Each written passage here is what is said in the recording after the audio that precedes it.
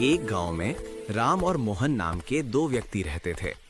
दोनों अच्छे दोस्त थे और एक दूसरे के साथ काफी समय बिताते थे। एक दूसरे की समस्याओं में मदद करते थे। एक दिन मोहन ने राम से कहा कि वो पास के जंगल में टहलने जाना चाहता है और पूछा, क्या तुम भी मेरे साथ चलोगे? राम ने उत्तर दिया, वहां बहुत सारे जंगली जानवर हैं, ये खतरनाक हो सकता है। मोहन ने राम से कहा, चिंता मत करो, हमारी सुरक्षा के लिए मैं अपने पास बंदूक रखूंगा और मेरा नौकर भी हमारे साथ चलेगा। वो पूरा जंगल घूम चुका है। मोहन ने राम से सुबह जल्दी तैयार होने के लिए कहा। अगली सुबह वे जंगल जाने के लिए तैयार हो गए। मोहन के पास बंदूक थी और राम के पास चाकू था। वे जंगल में घूमते रहे, हरियाली, उड़ते पक्षियों और झरनों का आनंद लेते रहे। काफी देर तक चलने के बाद वे थक गए और एक पेड़ के नीचे आराम करने लगे। थक कर वे सो गए। बाद में मोहन को किसी जंगली जानवर की आवाज सुनाई दी और वो जाग गया। फिर उसने अपने नौकर को जगाया और पूछा, ये किस जंगली जानवर की चीख है? नौकर ने उत्तर दिया, ये एक हिरन के बच्चे की आवाज है। ऐसा लगता है जैसे वो अपनी मां से बिछड़ गया है, इसलिए चिल्ला रहा है। मोहन को एक विचार आया और उसने अपने नौकर से पूछा, क्या तुमने कभी हिरन का मांस खाया है? नौकर ने उत्तर दिया, हाँ, मैंने इसे एक बार खाया है और ये स्वादिष्ट था।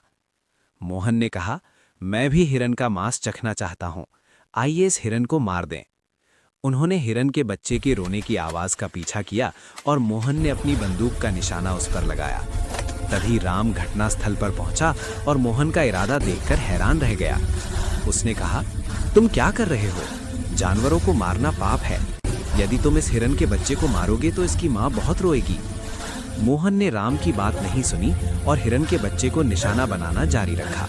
जवाब में राम ने अपना चाकू निकाला और मोहन की गर्दन पर रख दिया। मोहन ने विरोध करते हुए कहा, तुम क्या कर रहे हो? क्या तुम एक हिरन के बच्चे के लिए अपने दोस्त को मार डालोगे? उन्होंने राम को उनकी मित्रता की याद दिलाई। सेवक ने भी राम को समझाने का प्रयास किया, लेकिन वो नहीं माने। राम ने दृढ़ता से कहा, चाहे कुछ भी हो, यदि तुम हिरन के बच्चे पर गोली चलाओगे तो मेरा चाकू तुम्हारी गर्दन भी काट देगा। तभी हिरन के बच्चे की मां वहां आ पहुंची और अपने बच्चे को देखकर चिल्लाने लगी। हिरन का बच्चा उछलकर उसके चेहरे को छूकर अपनी मां के पास दौड़ा।